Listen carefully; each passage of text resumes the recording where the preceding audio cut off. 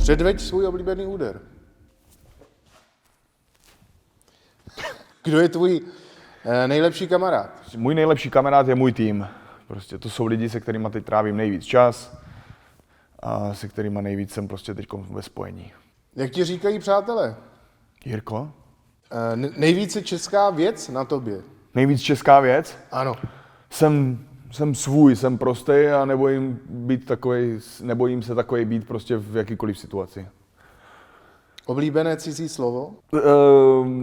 Guten Tag. Nejoblíbenější sprosté slovo? Bomby jak piča.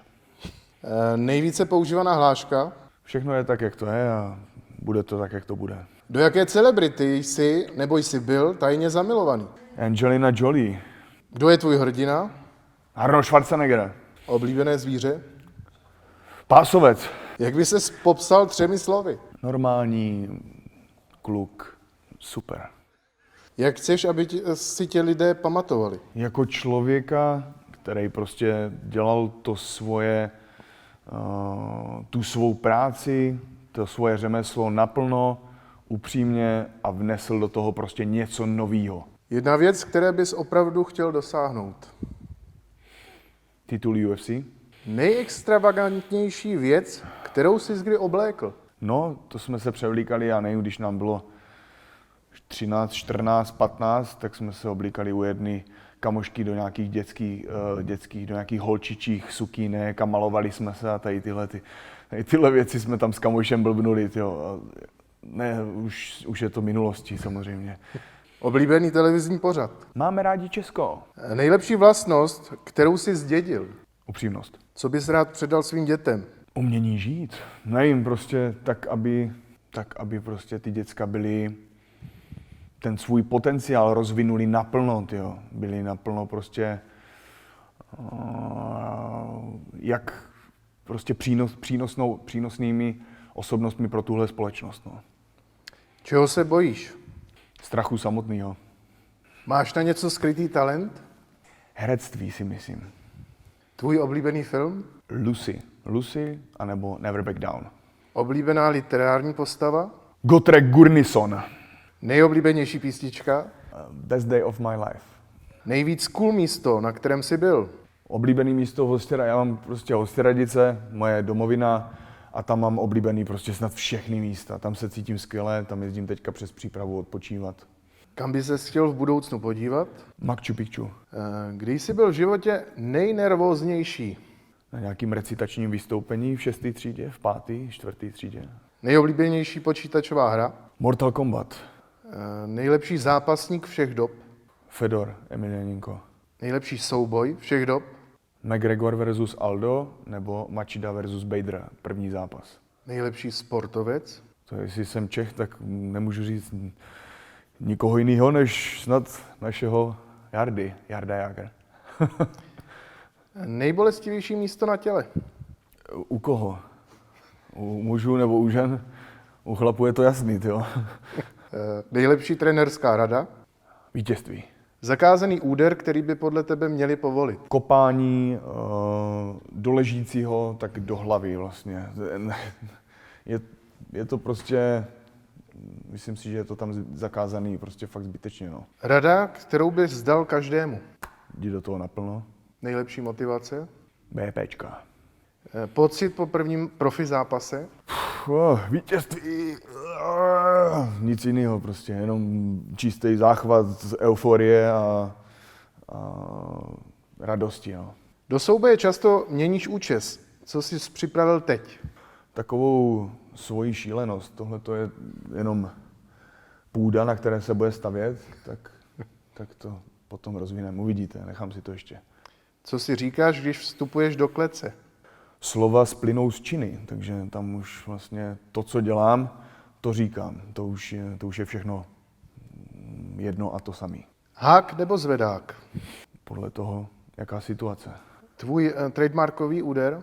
Přímka, přední, jakákoliv přímka prostě. Přímý úder z těla, nejkratší cesta k cíli. Kdy ti došlo, že jsi opravdu dobrý? Jsi ve 4. Ne, tak prostě...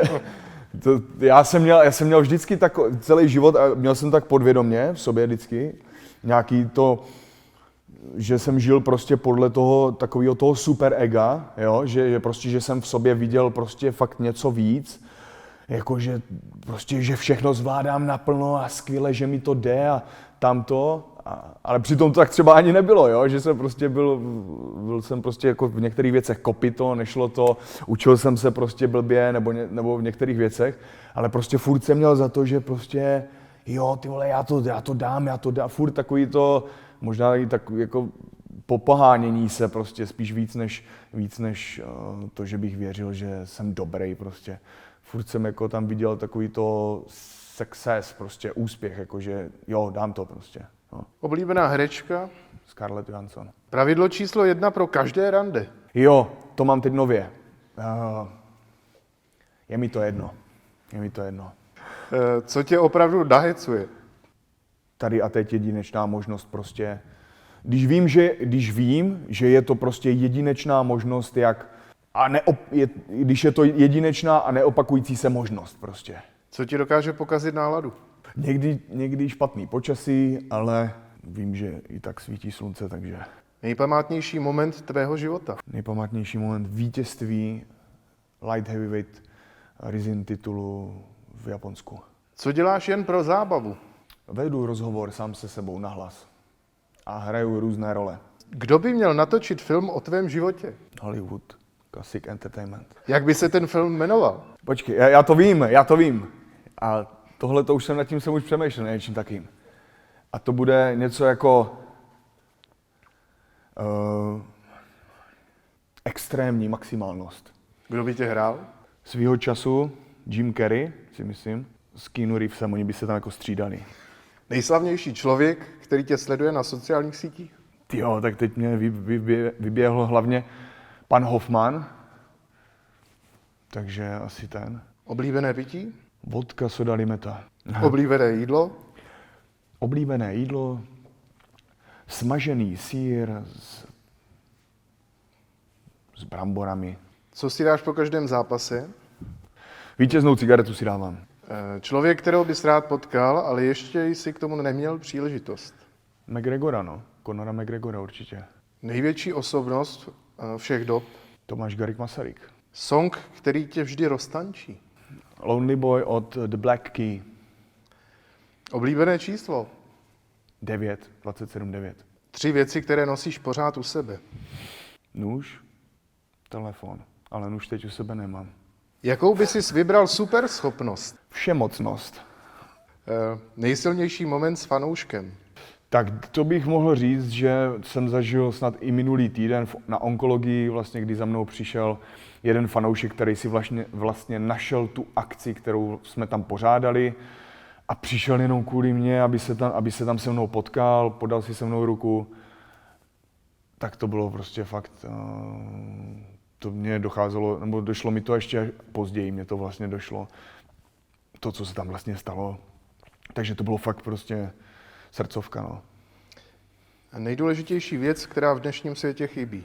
Snad jen taková ta soudržnost prostě, no. Víc to propojení těch lidí, no.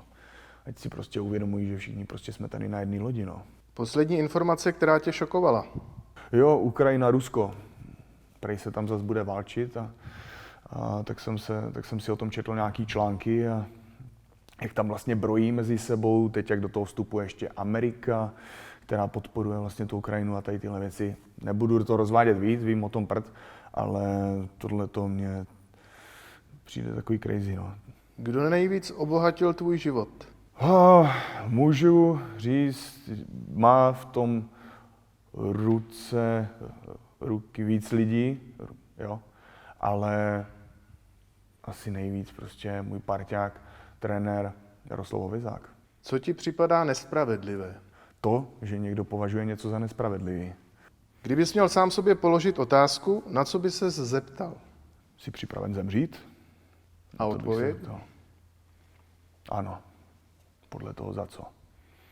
Tak teď několik slov a jenom rychle reaguj. Co tě napadne jako první? Štěstí. Vítězství.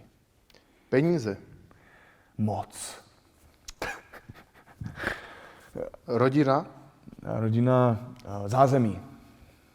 Víra, Základní kámen. pokora, Každý den. boj, Neexistuje. síla, Non-stop. Dominik Reyes, Dobrý oponent. UFC, Liga snů. prohra, Poučení. láska, Slunce. život, Slunce. to je vše. Děkuji.